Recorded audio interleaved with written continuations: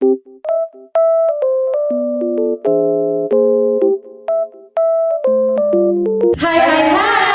selamat sore para pecinta Korea dimanapun Anda berada. Kembali dengan aku Lisa, Aku Nanda, yang akan menemani Anda di program Bincang Kita dengan seputar info drama Korea.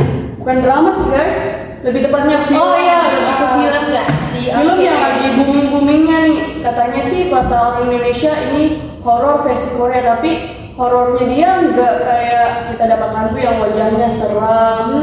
Lebih ke menegangkan nih. Lebih kayak ke kerasukan nggak sih?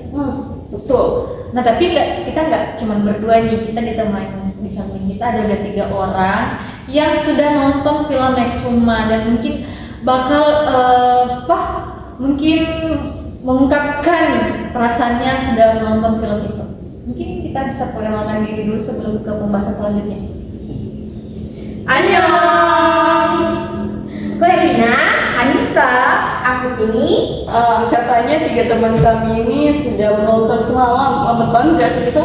Lambat banget, padahal ini film udah lama dirilis nggak sih? Kok baru nontonnya sekarang? Karena banyak tugas, jadi agak lupa sama film-film drama sekarang. Soalnya juga kita nggak suka film horor. Film apa tuh? Lebih ke menikmati film horor juga nggak suka aja. Ya karena aku lebih suka baca novel sih daripada nonton film. Oh, lebih suka nonton. Jadi apa yang mendorong kamu nonton Exuma semalam? Karena mungkin ada dorongan dari teman-teman yang biasa seperti mereka. Bener banget, mungkin itu efek dari teman ya bisa mengajak kita untuk menonton film horor. Padahal kita nggak suka horor. Aku mau tanya nih sama kalian bertiga. Gimana sih tanggapan, reaksi, dan perasaan kalian lepas nonton Exuma semalam? Dari Kak Hermina dulu deh. Kalau bilang sih perasaannya kayak keren banget filmnya. Ya. Menurutku tuh kayak Padahal kamu nggak suka horor ya? kan suka horor, tapi Dukunya ganteng, cantik, nggak kayak dukun di. Gak kayak di Indonesia. Jahat banget. Ya aku jujur. Karena nyatanya emang gitu. kan sih lebih kayak dia baca novel kayak bagus banget. Apalagi pas dia bahasa Jepang gitu. Kan dia kalau bahasa Jepang. Kalian nggak ngesip sama skin yang itu loh, yang pas dia menggali kubur itu dia sambil narik ikan kepala gitu. Kira-kira ngapain tuh? Itu keren banget sih kalau menurutku. Keren sih, cuman kayak di situ kayak menegangkan banget kalau bisa dilihat. Pas Dari Anissa nih, gimana sih reaksinya? Ngeri juga karena kenapa pas mau gali kubur itu kenapa pada ritual mau potong babi terus darah itu Katanya itu untuk supaya leluhurnya tidak marah, supaya leluhurnya tidak marah pada saat pemanggilan, pada saat penggalian kubur peti mati itu.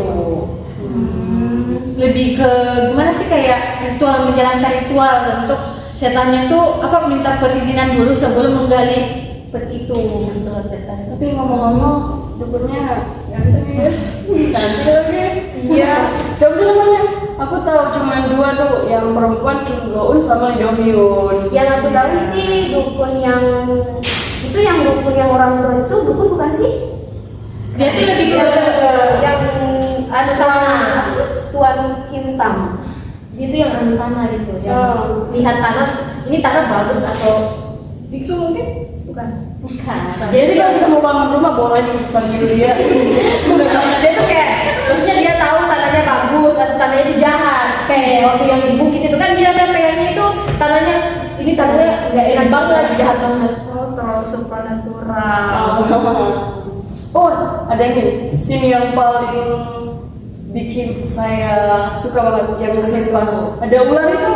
Ada ular tapi kepalanya manusia. Terus ada kali biasanya tiba-tiba dipotong gitu terus dia teriak terus kayak apa tuh suara apa pas dia kok bukan manusia sih. Dan ternyata dia itu salah satu penjaga yang katanya dari zaman dulu kan dia ular dalam dalam sinopsis akhir itu ternyata di bawah peti yang pertama itu ada peti lagi di bawahnya.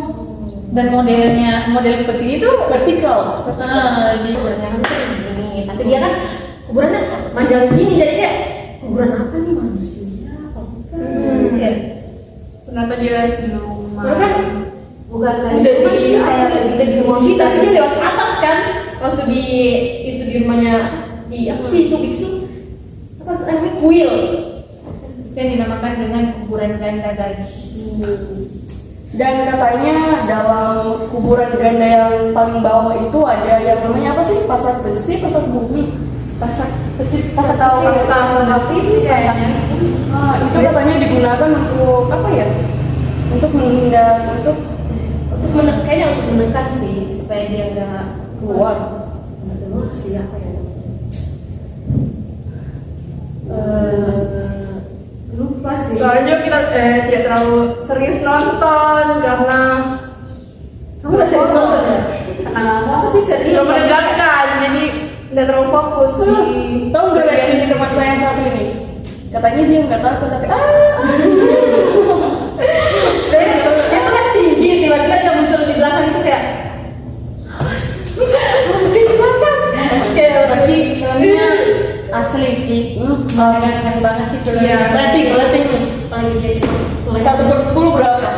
Rating 1/10. Kalau aku sih 9. Paling suka skin apa nih?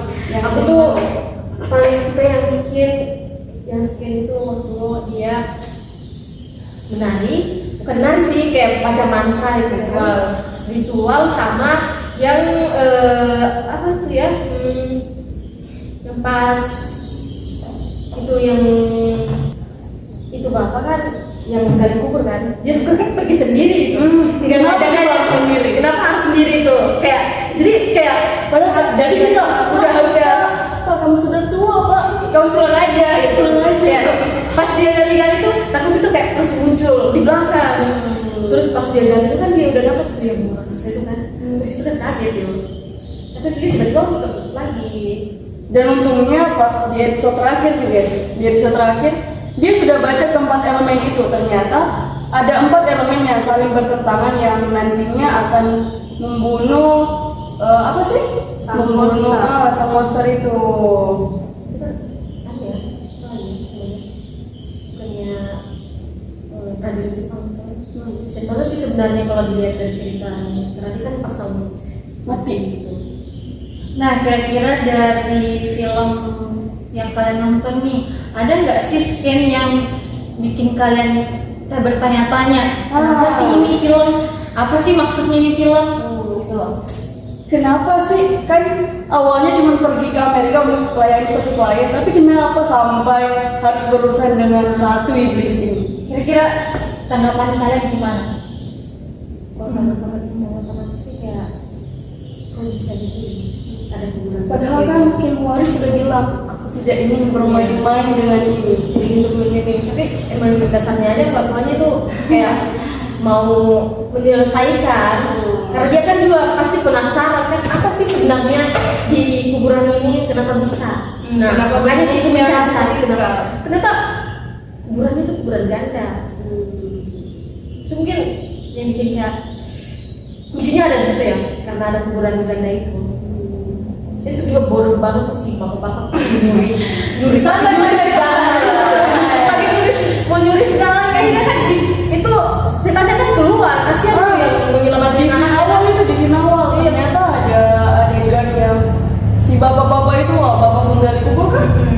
Yang Oh, yang- terlalu serakah mungkin karena sudah mendengar perkataan dari salah satu bukan menggali si penjaga. dari salah satu rekannya kalau dalam peti itu ada harta karun. Ya karena kan di situ petinya itu kan hanya orang-orang yang berkuasa gitu kan yang pakai peti kayak gituan. Ya, dan pas scene-nya itu si bapak dari anak kecil itu Meninggal, karena dia meninggalnya tragis lagi. Padahal dia mau nyelamatin anaknya aja sih. Tapi emang udah aja. Setelah kalau aja udah menjemputnya kita mau apa lagi? Padahal itu cuma film loh, tapi kayak kasih sayang sama anaknya itu mau nyelamatin anaknya itu tinggi banget gitu loh. Dan tau nggak guys, ada salah satu makna nih dari film yang bisa saya ambil. Ternyata dendam itu bisa sebesar itu loh. Bahkan sampai mati, dendam itu bisa kita bawa sampai ke akhirat. Kita tidak akan tenang di akhirat kalau kita punya dendam. Dendam itu nggak terbalas. Ya. Kapan aku bisa balas dendam ini? Jadi sampai mati pun mungkin dendamnya masih terpendam. Sampai dibawa mati kan ya.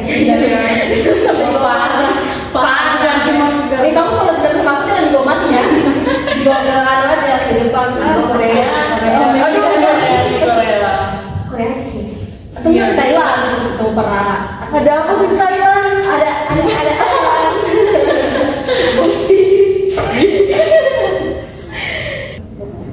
Oke guys, kayaknya teman-teman kita ini udah capek nih karena dari tadi ngoceh sih lebih tepatnya. Kalian bisa nggak kasih pesan-pesan untuk teman-teman kita, makna apa yang kalian bisa dapat dari film X-Men? Karena kan kita tahu dari sebuah film tidak mungkin kita buat film hanya untuk menghibur, tapi mungkin ada pesan dan makna yang disampaikan yang orang-orang harus tahu dan orang-orang harus peka terhadap pesan yang disampaikan itu. Aku sih kayak jangan terlalu kepo banget sih. Tapi kayak itu bisa. Jangan terlalu penasaran ya guys. Soalnya penasaran itu bikin Dampak yang buruk. Tapi kita sebagai jurnalis, kita manusia kepo. kepo banget sih, Tapi kalau aku sih bagian orang aku nggak mungkin kepo kayaknya. jangan kepo soalnya itu ya. Sebaiknya kalau ada dendam selesaikan dendam itu semasa hidup, jangan sampai kayak gitu ya. Maksudnya kita sebagai manusia tuh gak usah dendam kalau misalnya ada entah sakit hati atau mungkin perkataan dia yang nggak baik itu, mending langsung bilang aja ke orang yang bilang, aku nggak suka kamu bicara kayak gini, aku sakit hati gitu. Jadi supaya tidak ada dendam di antara kita, maka Ada ke-100. kayak gitu sih. Kita harus saling maafkan gitu aja. Dari Anissa Kenapa sih dia tidak mulu? lapar ya? Lapar ya haus. Biarkan dulu dia berbicara. Ya, bicara ya, Saya mau pesan kau yang ambil tadi. sering banget ya. Aku jangan terlalu memendam. Jangan terlalu benci sama orang, apalagi sampai berlarut-larut sampai dibawa mati. Itu aja. Kasihan banget ya. Ya beda jauh ya sama dendam. Soalnya di mana? Mungkin pada ini apa yang disampaikan ke penonton semua. Kalau pesan aku sih kayak lebih jangan terlalu menyimpan dendam ke orang lain ya, biarpun kayak cara menyakitinya itu ya lebih sakit. Jadi maksudnya kayak Ikhlasin aja. ikhlasin aja. Mana ada manusia ikhlas? Ada sih. Enggak sih, Oh kalau ya, bohong banget kamu nggak bisa ikhlas. Nah mungkin kesimpulannya ya guys, jangan jangan dendam, jangan dendam maksudnya ya mungkin bisa dibicarakan. Kalaupun baik-baik ya. ada kesalahan di masa lalu, Mungkin bisa dibicarakan. kita harus peka, jangan disimpan-simpan gitu. Karena kita nggak tahu ajal kapan gitu. Ya. Ngomong-ngomong soal ajal nih, kayaknya ajal ini nggak ada yang tahu loh. Aduh, waktu kita udah habis nih guys. Udah nggak kerasa ya. Udah berapa menit aja nih? Kita kiri aja ya, capek juga nih.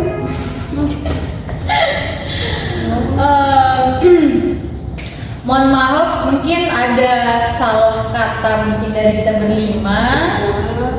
Dan jangan lupa terima kasih sudah nonton ya, sudah setia menonton dan mendengarkan program pecinta Yang ngoceh-ngoceh kami. bikin kita kayaknya.